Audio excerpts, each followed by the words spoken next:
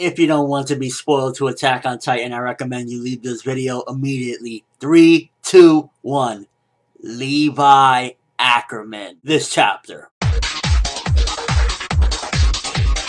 So the chapter opens up with giving a little bit of setup for what's to come regarding some of the conversations that Eren had, and probably, I'm imagining, some of the conversations that he's referring to when he says, oh, I wrote it all down, was stuff that maybe he was like half knocked out. So he's starting to remember some of those conversations, which are vital, because if they thought he was completely unable to comprehend what they're saying, they might have said some interesting information. So not only is he probably writing down the information of what he did talk with them, but he's probably also writing down, like, you know, some of the stuff that maybe they said that they didn't want him to hear, and they thought that he was, you know, incapacitated or just beyond comprehension of what they were talking about at that particular time. Ymir, Bertolt, and I don't believe Reiner's conversation is in there, I don't know, but definitely Ymir and Bertolt. So he's going to have a little bit more insight into them, and I'd imagine it was something very important enough to make Hanji rush to Erwin to tell him whatever it may be that he, you know, that Eren had pretty much remembered. So some good setup right there in the beginning of the chapter. I wish we would have got more of that and seen exactly what it was that he wrote down, some of the conversations. Was it just stuff that we already know? Was it a little bit more?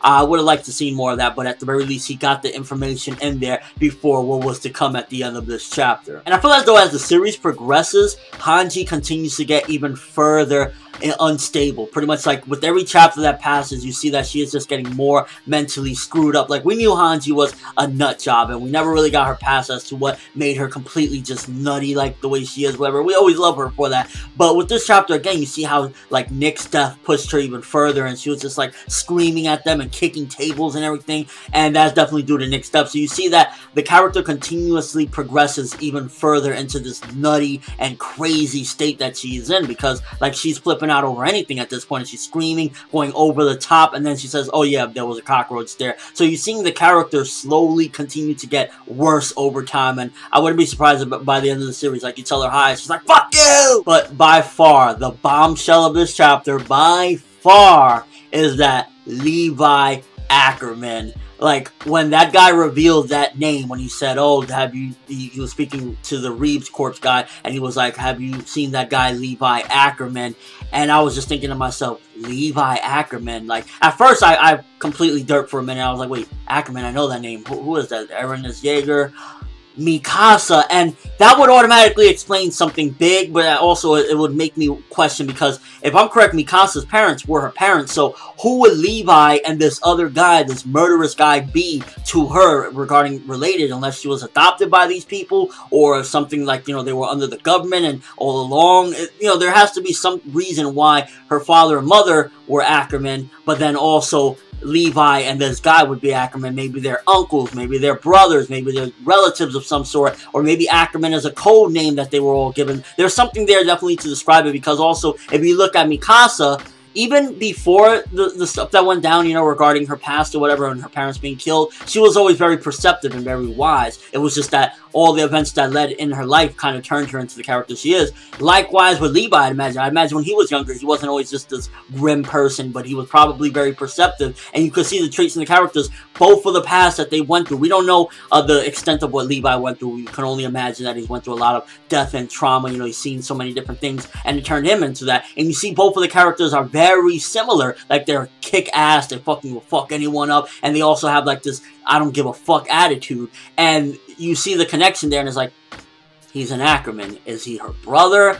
Like, maybe an elder brother? Is he an uncle? Because you also got to remember, Levi isn't like all of them. Like, all of them, you know, Mikasa's what, 15? Levi is in probably his 30s, I'm guessing. Because I remember Isayama said he's a lot older than you think. So he's either in his 30s, 40s, or way older. Maybe he's some Titan or some shit, which I don't even want to get into that type of theory territory. But he is in some way or another related to her. And the guy that slashed Historia's mother's neck, he's also an Ackerman. But thing is, his character design, it could be coincidence, because there's a lot of character designs that can somewhat look similar, but his face definitely looks similar to that of the Gorilla Titan, and that could be a coincidence or whatever, because at the end of the day, the Gorilla Titan was not wise enough to know, or was kind of ignorant, so to speak, to the 3D maneuver gear. I'd imagine this guy isn't, so it could just be coincidence overall regarding the similar features in the face. But just looking at this chapter, it was just like, that was a bombshell dropped, and it just leads to further questioning. It's like, you get a little bit like, holy shit, I didn't expect to get Levi's full name. I just always thought throughout the series he was just going to be Levi, that's it.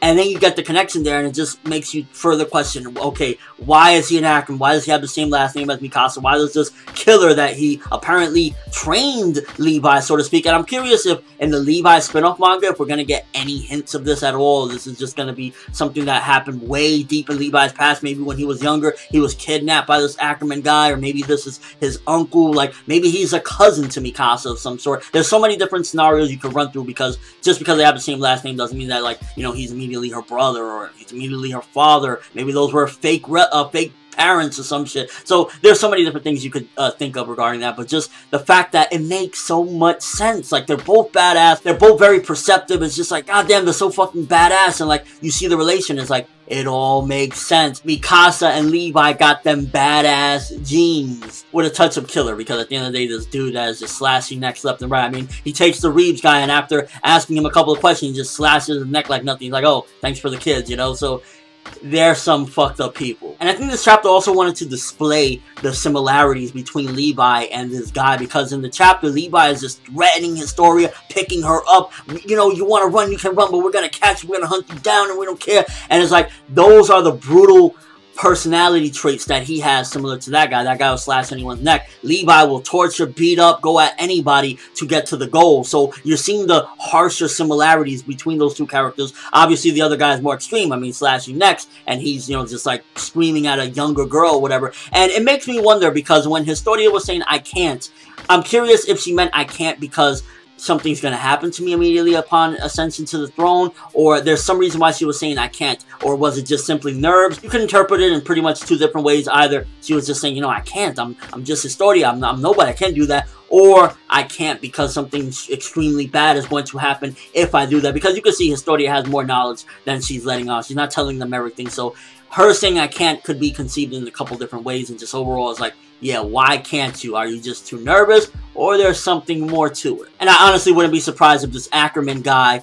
is related in some form or another to the Gorilla Titan, in a sense that maybe not, he might not be the actual Gorilla Titan, but the fact that they're a part of this squad that is pretty much seemingly against humanity and pretty much taking out anybody that tries to come with this sort of intentions of doing things, could mean that this guy is related to them and there's something a lot bigger. Like, I honestly wouldn't be surprised if the reason why, you know, Historia's actual biological father and the guy that should actually really be king doesn't want humanity to go in the way, like, you know, keep advancing, is maybe there's a thumb over them. Maybe anything that they do, they're trying to stay undetected, or they're trying to keep on the down low, because these titans, you know, the actual real gorilla titans, maybe there's a whole kingdom of some sort, and they're just trying to not make waves, so to speak. They're just trying to keep on the down low, so that way they don't get detected, or they're obeying orders. There could be something more to it as to why it is not just cut and dry, well, you know, we just want to live in the lap of luxury. There could be a lot more to it. And while Eren and Historia are captured, and I was just kind of like, again, really? We had the false captured. We had a couple different times where people were trying to capture them left and right. They finally got legitimately captured.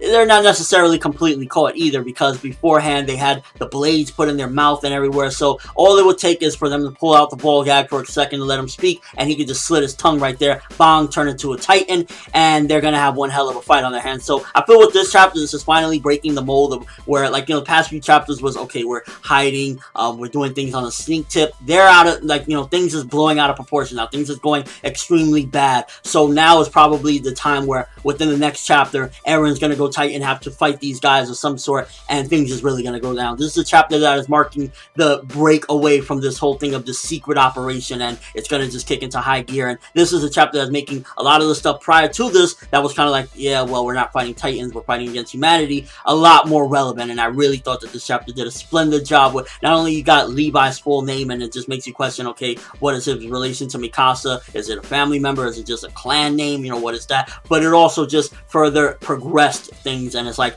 they're in a really bad predicament, because Eren, Titan, you know, the human, the one human that they can control that has these Titan powers to control other Titans, and then you have Historia, the true heir to the throne, so to speak, regarding the kingdom of this whole little country. So things is going in a really bad way, and I'm glad that we got real good progression with this one, and a pretty interesting revelation. So overall, very good chapter, probably one of the best in the past few months. I really thought that they did a good job with just advancing things. So I'm gonna give this chapter 8 out of 10.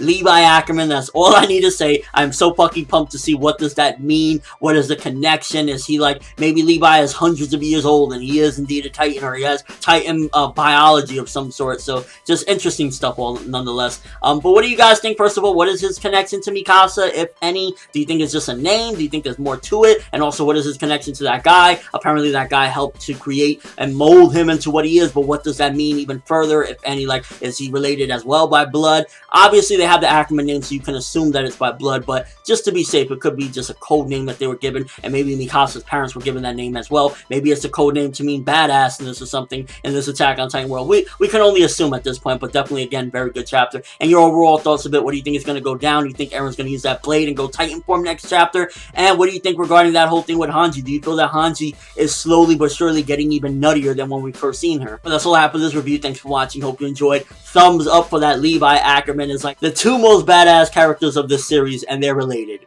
I'll be damned. I'm ForneverWorld, and as always, people, have an awesome day.